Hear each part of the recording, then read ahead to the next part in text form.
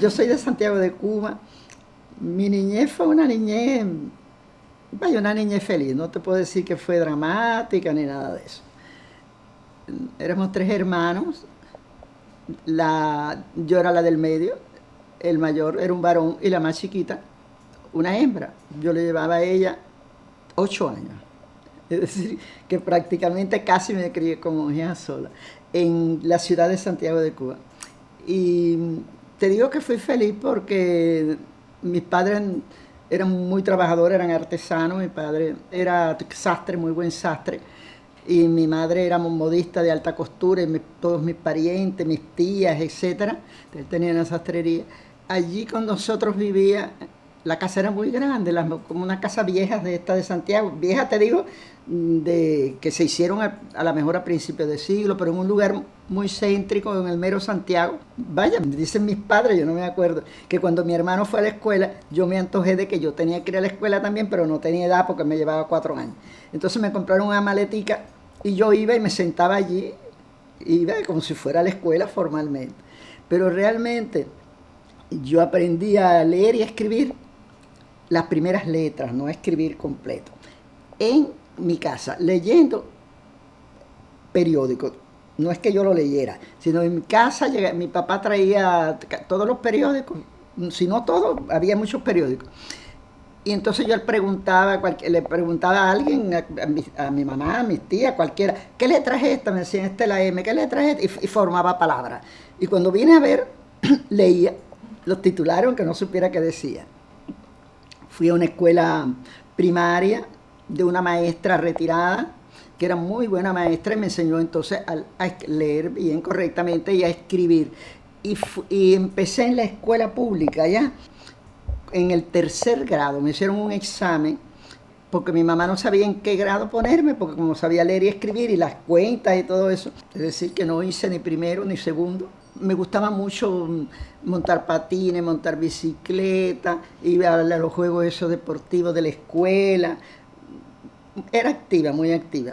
Durante un periodo de tiempo, yo no me acuerdo si fueron 6 meses, algún tiempo, yo por alguna razón, yo tenía un tío que tenía una pequeña finquita muy chiquita, cerca de Santiago, y estuve viviendo allí ese tiempo que me puse en contacto con el campo y me gustó mucho. Creo que fueron las vacaciones, no me acuerdo, pero yo era chiquita. Y me tiraba en las yaguas, me tiraba por la loma hasta llegar a la cañada, en fin. Yo de niña leía Balzac, leí libros para mayores y novelas y todas esas cosas porque me gustaba leer. Estando yo en la escuela primaria publiqué 2 cosas, son las 2 cosas que yo por primera vez publiqué en un periódico, en el periódico El Imparcial de Matanzas, porque mi mamá nació en Matanzas y conocía a algunas personas allí. Mi mamá le gustaba la composición y la maestra le dijo que estaba muy buena y se le mandó a Grillo a Matanzas y la publicaron. Fueron dos. Uno era sobre Maceo, no me acuerdo el título, porque eran las que se hacían en las escuelas, y la otra tenía una cosa lo más, y eso te darás cuenta con eso de que yo leía periódicos. Se llamaba Nell, heroína de América, y era sobre Eleanor Roosevelt, que la esposa de Franklin Delano Roosevelt, el presidente norteamericano, porque eso era, en esa etapa, era la cosa de, bueno, no había pasado la guerra mundial, se hablaba de ella, yo leí ese nombre en los periódicos y que iba aquí, que iba allá. Yo no tenía idea de estudiar periodismo, yo quería estudiar lo que estudiaron mis primos, que era medicina. Cuando yo me enteré que la medicina era tan larga, eran como 7 años y esto y lo otro, y un buen día, como si yo, gustándome escribir, en el instituto, yo le hacía carticas de amor.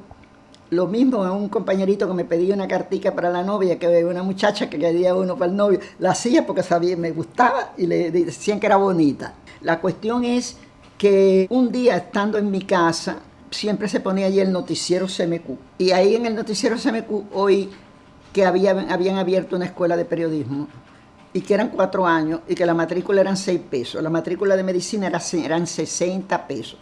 que mis padres estaban dispuestos a sacrificarse y pagármela, pero eran tan... Y entonces sencillamente yo dije allí en la mesa de comer, eso es lo que yo voy a estudiar, porque nada más que son 4 años y además 6 pesos. Y ahí mis padres me dijeron, pero esta muchachita está loca, qué sé yo, qué sé cuándo. Y entonces yo, no, que va, yo no voy a estudiar medicina. Y ahí me preparé. Mis padres no eran padres autoritarios, sobre todo mi mamá, al contrario. No es que me dejaran hacer lo que yo quisieran, pero no eran autoritarios. Bueno, lo que tienes que estudiar, lo que tú quieras, pero estudiar. Entonces me pusieron un repasador y hice todo lo que exigían, en fin.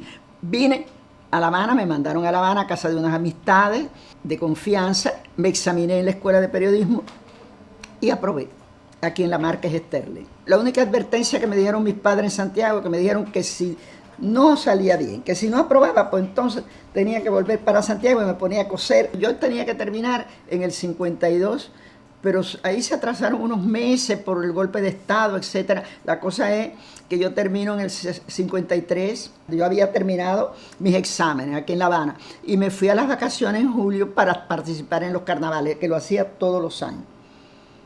Pero un fotógrafo, Panchito Cano, que vivía cerca de casa, sabía que yo estudiaba periodismo y en 2 o 3 ocasiones él me había pedido que le hiciera pequeñas notas, crónicas, pie de grabado, a cosas que él manda. Él era el fotógrafo de Bohemia en Santiago. Y entonces en las vacaciones yo le hacía, vaya, esas cosas simples. Y ese día yo fui con todos mis amigos y eso para los carnavales, ya por la tarde, y me encontré con él. Y él me dijo, ¿te quieres ganar 50 pesos? Digo, ¿qué tengo que hacer? Dice, no, una crónica del carnaval y unos pies de grabado, pero tiene que estar conmigo, porque vaya, para que vean a los mamarrachos que yo retrato. Y entonces yo estaba con los demás amigos de mi edad, etcétera, etcétera. Por la noche, los carnavales de Santiago, tú sabes que son toda la noche. Y ahí empezó el tiroteo. Yo nunca había oído de un tiroteo. Se fastidió el reportaje del carnaval. Te puede ir, porque no puede salir la crónica. Digo, vamos a hacer la de los tiros, porque en periodismo nos habían enseñado que lo último que ocurre, lo más impactante, es lo que ponen en primera plana, lo cual es verdad. Y entonces sí, bueno, pues ahí seguí con el fotógrafo y los demás periodistas a ver qué había pasado. Ya había cesado el combate, porque el combate no fue largo, pero ellos se quedaron allí para la conferencia de prensa y yo con este fotógrafo. Yo tenía en los bolsillos los rollitos de coda y de alfa que él me iba dando para tener las manos libres. Y entonces entré al Moncada. Viene la conferencia de prensa para explicar lo que era, porque ya te digo, había terminado el combate, con Chaviano, que después le llamaron el Chacal de Oriente, que era un tipo tremendo.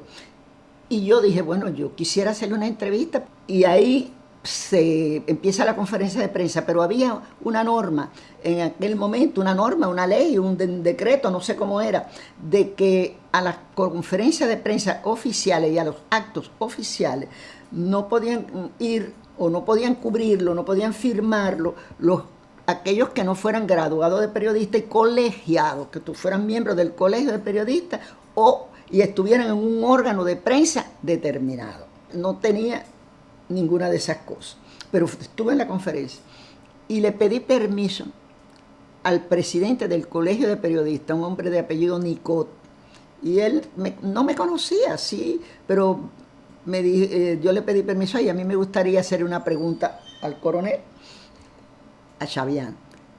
¿Y por qué yo le pedí eso? Porque yo había ido al baño. Allí pues, pasamos varias horas antes de la conferencia y vi a 2 mujeres sentadas en un lugar que le estaban tomando declaración. Yo no sabía quiénes eran. Y yo quería preguntarle quiénes eran. Entonces ese Nicot me dijo, sí, tú no eres la hija de Roja, el sastre. Digo, sí. Dice, sí, hazle la pregunta, casi una concesión. Y yo le pregunté a él, que la foto por ahí está, que quién eran las 2 mujeres que yo había visto allí. Entonces él me contestó muy bravo, así mirándome, y me dice, no, aquí no hay nadie preso, no hay... Aquí todos murieron en el combate.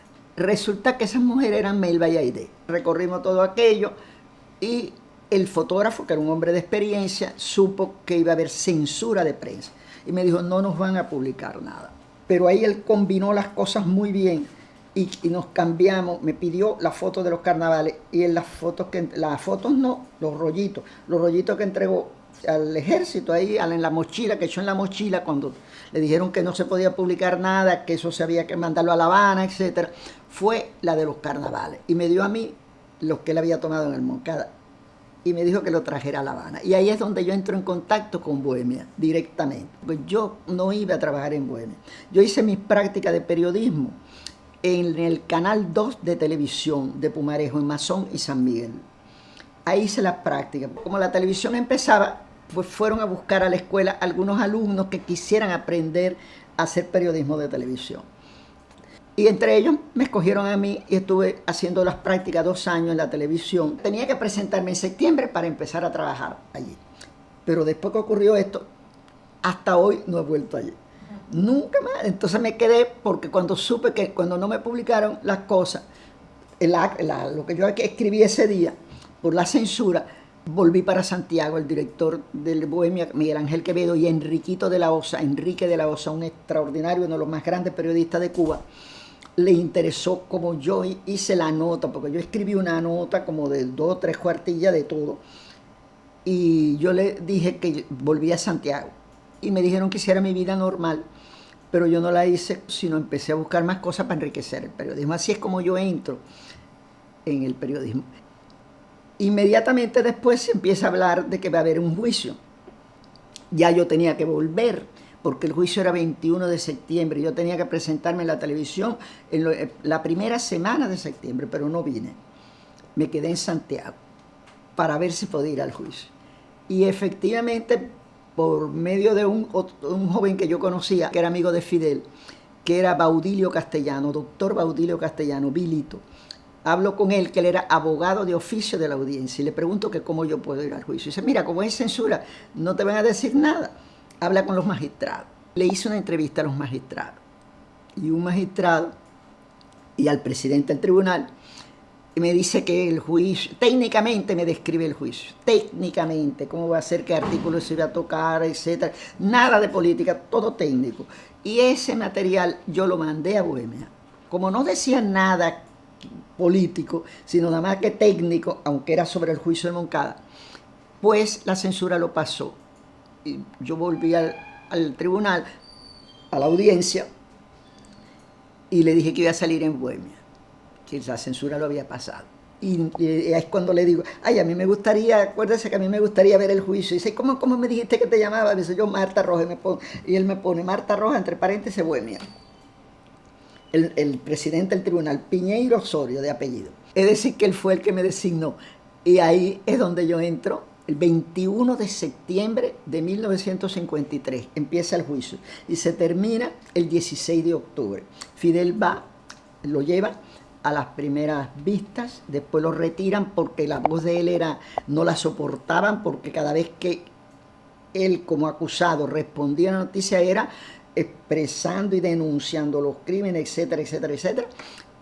Y ahí lo remiten de nuevo a la cárcel. Después viene el juicio en el hospital. Yo traigo todo eso a Bohemia, no me lo publican, el censor le hace raya, porque yo todos los días iba a mi casa y escribía lo que pasaba cada día desde el 21 de septiembre. Eran como 200 páginas. Pero al llevarlo a Bohemia, el director lo lee, y que Enriquito de la Osa también. Y ahí me pregunta Enriquito, ¿te gustaría trabajar aquí en periodismo de investigación? Y entonces yo le dije que sí. Y me dice, bueno, pues entonces vas a empezar a trabajar en la sección en Cuba, y así entré en el periodismo. El Ciclón Flora cambia un aspecto muy interesante de mi vida. Yo cubro por el periódico Revolución, no solamente yo, otros periodistas también, lo del Ciclón Flora. Pasamos con Fidel por un lugar que se llama Pinalito, y entonces había un deslave y había unos café ahí y él pregunta que de ese café de quién, y dice, no, unos haitianos y unos jamaicanos que vivían allá arriba. Con el ciclón, ese deslave, lo perdieron todo. Él estaba yendo por ese camino para ver cómo podía arreglar ese camino para que pudieran pasar los jeeps. Él dijo, estos hombres que trabajaron en la zafra tanto y se sacrificaron, y ahora que se... ¿sabes? Fidel conversaba mucho, eso se me quedó en mi mente. Y eso me llevó a mí a decidirme a complementar el periodismo y la literatura. Porque un buen día me vino a la mente aquella anécdota, y de aquella anécdota saqué una novela que se llamó El columpio de Rey Spencer, que se publicó y tiene varias ediciones. Es una historia de amor sobre los jamaiquinos, los haitianos, los barbadenses, en esa etapa de la gran inmigración jamaiquina y haitiana para trabajar en la industria azucarera y en el café. Fíjate, entro yo ahí en la literatura sin abandonar el periodismo. Y coincide una cosa, la llegada de la computadora, con el periodo especial porque se caía el campo socialista. Y yo escribía largo porque el periódico tenía 16 páginas, pero se convirtió en tabloide y entonces yo tuve que reducir a escribir menos y tenía más tiempo. Y entonces aprendí a manejar la computadora y ahí combinaba el periodismo con la literatura. Obviamente después del Moncada yo tuve relaciones con Aide, con Melba de trabajo y de esto, y las ayudaba en muchas cosas. Dentro de todo la lucha que ellas tenían por publicar La historia me absolverá, que Fidel la reconstruyó en Isla de Pino. Melba me llama para que le ayude en la divulgación del Comité Cubano de Solidaridad con Vietnam del Sur, que después fue con todo Vietnam. Y yo colaboro sin dejar el periodismo. Pero yo le decía, Melba, para yo hacer esto mejor tengo que ir a Vietnam para ver las cosas. Se le planteó a los vietnamitas y los vietnamitas finalmente aceptaron.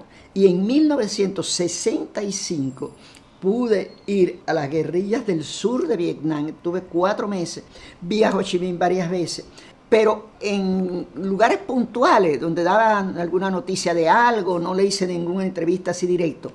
La gran entrevista, te digo gran entrevista porque fue la última entrevista que se le hizo a Ho Chi Minh. Se la hice años después, como a los 3 o 4 meses antes de él morir. Allí en el palacio, en una sección que él tenía en el palacio porque ya le estaba enfermo, y una crónica alta sobre Ho Chi Minh y todo lo que él pensaba de la lucha en el norte, en el sur. Recuerdo que llegué al palacio a las 6:30 de la mañana. Él viene a recibirme, él era muy caballeroso, un hombre muy culto. Me dice, ¿y Fidel, cómo está? Es la primera pregunta. Nosotros queremos mucho a Cuba y queremos a Fidel y estamos muy agradecidos. Ho Chi Minh había sido en su juventud pinche de cocina de un barco francés. Tocó muchos lugares en el mundo. Salí de Vietnam a París. La escribí en París, en Prensa Latina, que estaba de jefe Timossi. Y se publicó. Pero se publicó ya no en Revolución, se publicó en Granma. El periodismo en sentido general es que voy a hablar. El periodista, en primero, leer. Yo no soy contraria a nada de la digitalización ni nada, porque te acabo de decir cómo hice en una computadora mi primera novela. Pero yo creo que es indispensable la lectura, que es la que te permite el vocabulario, te introducir palabras nuevas, te permite desbordar la imaginación. Y aunque en el periodismo tú tienes que decir verdad, ser sintético en el periodismo, pero con la precisión y las palabras que requieren, que yo creo que eso les falta, porque tú lees cualquier cosa, por ejemplo, de este mismo Enrique de la Osa, de Carpentier, las crónicas de Carpentier, donde dice cosas extraordinarias. Por cierto, que Carpentier hizo el prólogo de mi libro El juicio del Moncada cuando se publicó. Y entonces me habla de que tengo el poder de decir muchas cosas en pocas palabras. Y eso es una de las cosas que debe de enmendarse y buscarse en el periodismo. Si se puede mejorar en la búsqueda de información, que no sea el jefe inmediato superior siempre, aunque lo debe hacer, pero no siempre el que le diga qué debe hacer el reportero, sino que el periodista busque la información y además sea más sociable, pero no solo sociable entre sus amigos, sino con el medio donde se va a desenvolver. Mejorar el titulaje. El titulaje debe decir cosas, debe impactar, debe atraer al lector. Y eso se ha perdido un poco. Y me parece que eso hay que retomarlo. Y estar alerta en todo, ver más allá, un poquito más allá de lo que tú simplemente estás observando. La observación es fundamental. Yo no censuro a nadie que use la grabadora, pero yo jamás he escrito transcribiendo en la grabadora. Por ejemplo, yo le hice la primera entrevista para Granma a Chávez en el 99 en Venezuela, y yo no sé, puse la grabadora y no la abrí. Cuando terminé de hacer la entrevista con lo que yo memorizaba, porque cuando uno atiende al interlocutor, memoriza más. Cuando yo terminé todo, puse la grabadora para ver si había algo que yo no había tocado, que no tenía, o que era importante o que me podía haber equivocado. Como una ayuda complementaria, pero no fiarse todo y transcribir, porque para eso una megacopista lo hace. Periodismo significa todo, porque el periodismo me sirvió también como un arma para la literatura, que era lo que siempre, después de la medicina, me gustó. Y la he ejercido, y de ahí mis libros de novelas y todo. Yo una vez fui a una exposición como periodista, a una exposición en Bellas Artes, vi un cuadro muy lindo y pregunté quién lo había hecho. Y me dijeron Vicente Escobar. ¿Y quién era Vicente Escobar? Pregunté a un especialista de artes plásticas, un pintor del siglo XIX muy bueno, que nació negro y murió blanco. Digo, pero ¿cómo es eso? Y ese detalle, yo hice la nota de la exposición, pero ese detalle para mí fue un handicap para yo averiguar por qué era así. Y resulta que en otro viaje periodístico que yo hice con la Orquesta Aragón, fui a España y fui al Archivo de Sevilla a averiguar ¿por qué este pintor? ¿Dónde estaba un currículo de ese pintor? Porque había ido a la corte. Había pintado a las infantas en la corte en el siglo XIX. Y ahí me entero que existía una célula que se llamaba Gracias al sacar un documento, por el cual un negro o una negra o una mulata podía comprar su padre, si era blanco, podía comprar los papeles de blanco. En 500 reales de vellón, en 5.000, etcétera, si quería, si era cuarterón, quinterón, octurón. Y ahí me entero por qué Vicente Escobar, que lo inscribieron de niño en el libro de la iglesia como negro, cuando lo registraron al morir, lo registraron como blanco, nació blanco y murió negro. Y ese es el resultado de esta novela, Santa Lujuria o Papeles de Blanco. Es decir, el periodismo ha sido mi mayor fuente, tanto de búsqueda como de imaginación, para la literatura. Al periodista requiere ahora más que nunca la lectura, una lectura profunda, porque una palabra puede ser muy importante para llegar al corazón y a la mente de millones de personas.